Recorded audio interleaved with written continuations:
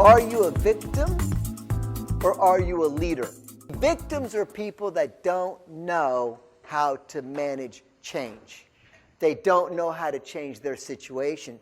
So if you don't know how to change it, and I give you something bad, simply said, you're going to give us bad output because you don't know how to make it better.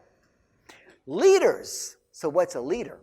A leader is a person, we give them that team, that dysfunctional team, and the leader looks at that team and he goes, okay, I've got these problems, I got a motivation problem. I got a working environment problem. I got a people problem. I got a communication problem. And he goes and he lists, this is my working reality. These are all the things that I have as problems. And then the victim or the leader, the non-victim leader says, okay, fine. What I'm going to do is I'm going to start resolving these relationship problems, these environment problems, these structural problems, these system problems, and I'm going to make that change, and I'm going to make that organization go from a dysfunctional team to a functional team. And while I am going from dysfunctional to functional, what's going to happen is the performance is going to go up, and it's going to go up, and it's going to go up. And when I leave that team, I'm going to leave it with a much better team. So what is a victim? A victim is a leader. We provide a certain number of people, machines, resources, objectives, etc. And we say, use all of this, and you're supposed to achieve these KPIs here for the organization. This is what the output I have that you need to do. A victim leader is one in which we give you a team. And the team, you look at the team and say, okay, you're responsible for achieving this output, and you're going to be measured on this output over here, these KPIs. And we give you this team. And this team is a high-performance team. They're very talented, very experienced, very good. They've been there for a long time. They've got the systems. They're in place. They've worked out the waste. It's working extremely well. And basically, we give you that team, and that team just hits output and output and output. And wow, their results are really wow. And then, at the end of the year, we come to you as a leader and say, look at that team, wow. And we take your map out, and we go, wow, highest score on the map. What a great leader. What a great job you're doing. So we take the same leader, get them promoted, get them into another situation, put them into another team. They've got their people, their machines, their systems, their resources, but this time we've got problems. We got motivational problems on this team. This team is demotivated because they're not performing extremely well. We've got silos between this team and that team over there and that department over there. They're not communicating very well. Your objectives aren't even that clear. You have way too many KPIs, so you can't prioritize. You don't know what to focus your attention on. We're telling you everything is really important. And to add to that, you should have 10 people on your team and you only have 8. And then what happens is, we say, go ahead, and you're supposed to achieve this output over here. And you've got really low output from this team, right? You have low output. And then we come up and we say, Gigi, you've got low output for this team. And Gigi goes, yes, but I've got bad people. I've only got 8 people. There's no communication. And you start complaining about the situation in which you're having.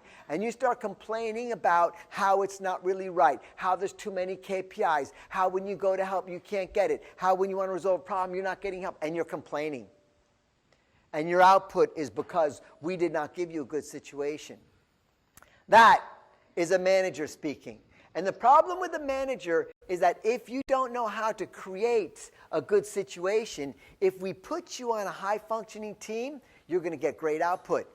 If we put you on a low-functioning team, you're going to get low output. And at the end of that one, we're going to take your map and we're going to go, you know what?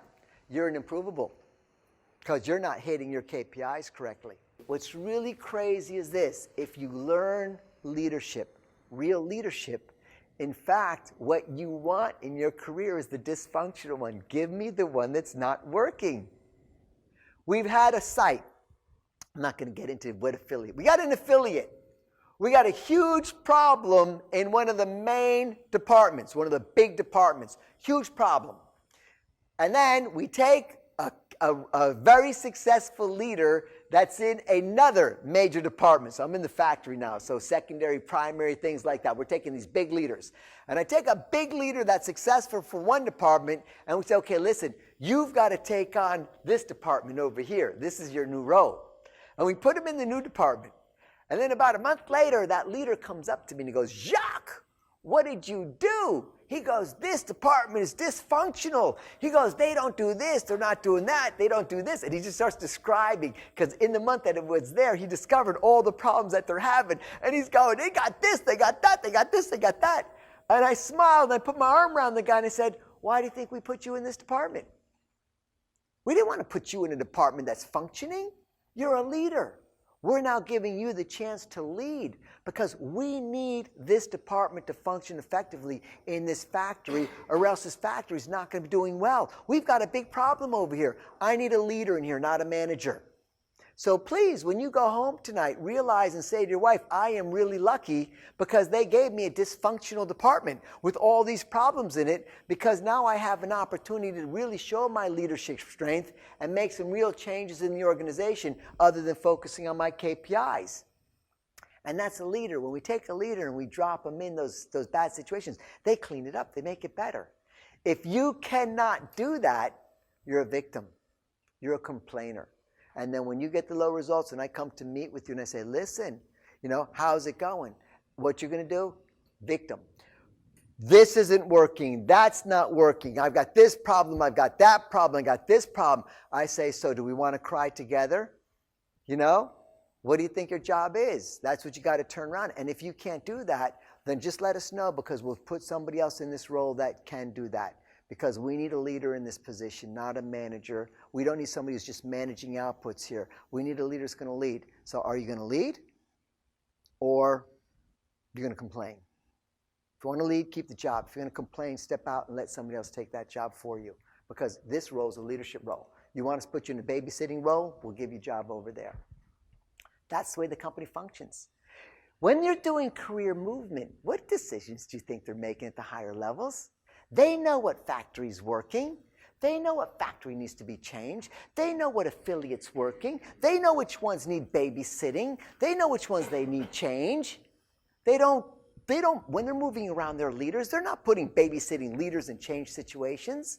They're putting in their leaders. They know who's leaders and who's managers, and they're moving them around. They're saying, manager goes over there. Leader, I need one over there. That job needs a leader. Who's a strong enough leader? This is real leadership. We need a strong leader. We'll put them in over there. That's what they're doing. You just don't know it. But I'll tell you one thing. When they're playing their chess game, the biggest pieces, those are the leaders. The little pieces, those are the victims.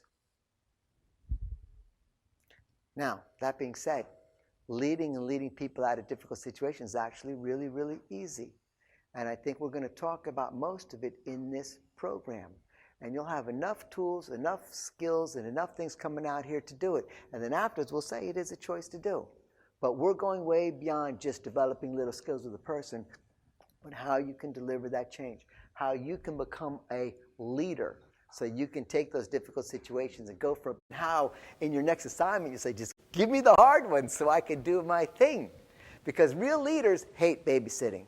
They hate management jobs because they go bored. The real leader's saying, give it to me. Give me the real one. Give me the hard one.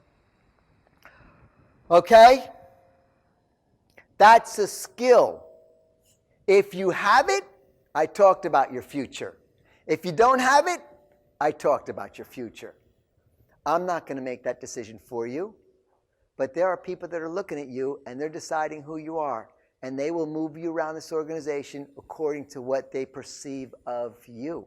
And that will fundamentally have probably the biggest influence on your career path, is whether you are a victim or a leader.